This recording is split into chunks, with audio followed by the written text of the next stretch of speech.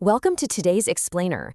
There's one topic that can easily cause totally unnecessary stress in the workplace, and that is scheduling meetings. Making a tiny mistake with times and dates, it can lead to missed appointments, confusion, and honestly, just a lot of headaches. But fear not. By the end of our time together today, you'll have a rock-solid grasp on how to navigate your calendar like a true native speaker. Okay, let's dive into this. So, here's our quick roadmap for today's explainer. O básico das reuniões, preposições in, at, on, diálogo real, vocabulário essencial, and finally, pronúncia e sílabas. Let's get right to it. All right, Section 1, O básico das reuniões, the basics of meetings. Let's be real for a second. When you're talking to colleagues, absolutely nothing disrupts that professional flow quite like stumbling over your times and dates. Scheduling is literally a daily professional reality, whether you're just setting up a quick catch-up or planning a massive presentation. So establishing a solid grammar foundation right here is our absolute first step to sounding completely natural and confident at work. Moving right along to Section 2, preposizioni in, at, and on. Okay, to really master these prepositions, we're going to embrace what I call the rule of three. You can basically think of this table as your ultimate cheat sheet. Notice how cleanly the rules break down here. Over on the left, we use in for broad periods of time like months or years. So you'd say in the afternoon or in June. Right in the middle, at is laser focused. It's for precise clock times, like at 2:30 or at midnight. And then on the right, on is our go-to for specific days and dates, like on Tuesday or on the 1st of May. Broad, precise, and specific. It's as simple as that. Let's actually test this out. All right, here's your first pop quiz. 1st May. Which preposition do we use? In, at, or on? Take a second and actually say it out loud wherever you are right now.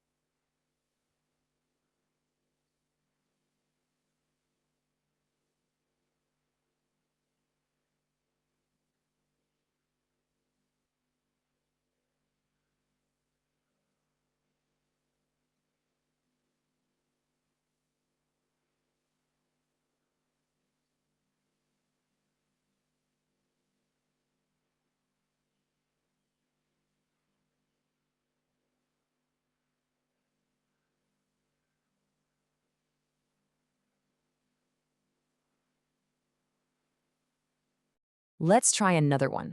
This one is slightly harder. Midday. Which one fits here? In, at, or on? Wait for it. The answer is at. See, midday is just the English expression for exactly 12 p.m. Because it represents a precise time on the clock, we say at midday. And by the way, that exact same rule applies to at midnight. Okay, one final test for this section before we move on. The morning. Is it in, at, or on? Go ahead and tell me your answer out loud. Yes, absolutely, it's in. The morning is a broad period of the day, so in is the right choice here. Great job sticking with me through that. Let's jump into Section 3, Diálogo Real, Colleagues in Action. Now it's time to see these rules in action, right? Off the cheat sheet and in a real-world office scenario. So I want you to imagine these colleagues working together. We are basically going to eavesdrop on two professionals, Anne and Paulo. They're looking over their schedules, trying to find a mutual time to discuss an upcoming presentation. Let's listen closely to how they navigate this conversation.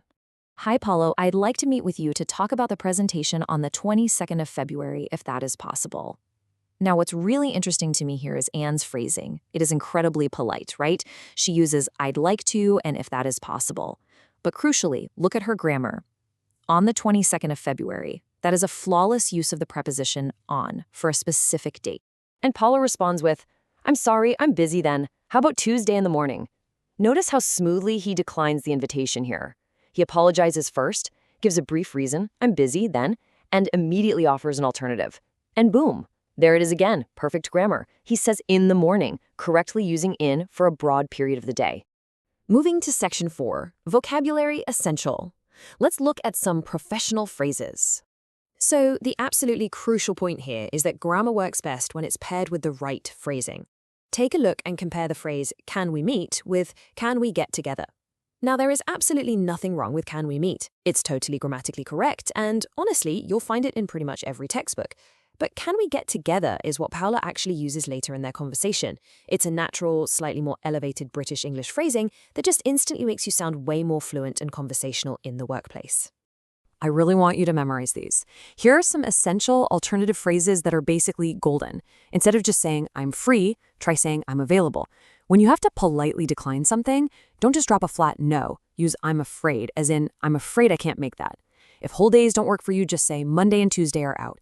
And finally, a really great professional phrase is, my meeting is scheduled for. These phrases are going to be your best friends for confidently accepting, declining, and suggesting meeting times. And that brings us to Section 5, Pronuncia y sílabas, syllable stress. Of course, just knowing the vocabulary isn't quite enough, is it? We actually have to pronounce it with the correct rhythm. This is kind of the final polish for our explainer today.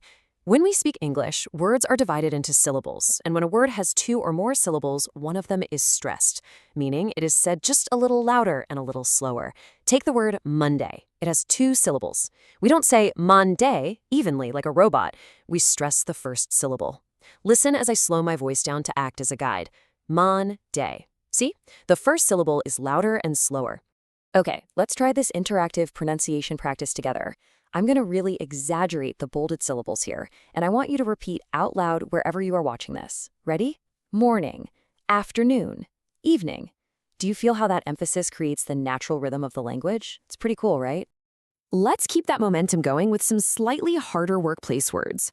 Once again, repeat right after me. Department, possible, meeting. Excellent effort. You're doing great. Seriously, mastering that syllable stress is what truly elevates your spoken English from sounding like you're reading a textbook to sounding completely professional and natural. To wrap things up, I am leaving you with a bit of a challenge. We have Person A's weekly schedule on the left and Person B's schedule on the right. Using the prepositions, the vocabulary, and the pronunciation we literally just covered, I want you to pause this explainer and see if you can figure it out. When can Person A and Person B finally get together? Practice saying your answer out loud. So, what do you think? Does effective scheduling still seem frightening, or are you finally ready to take full control of your calendar? Keep practicing those new skills, and I will see you in the next explainer.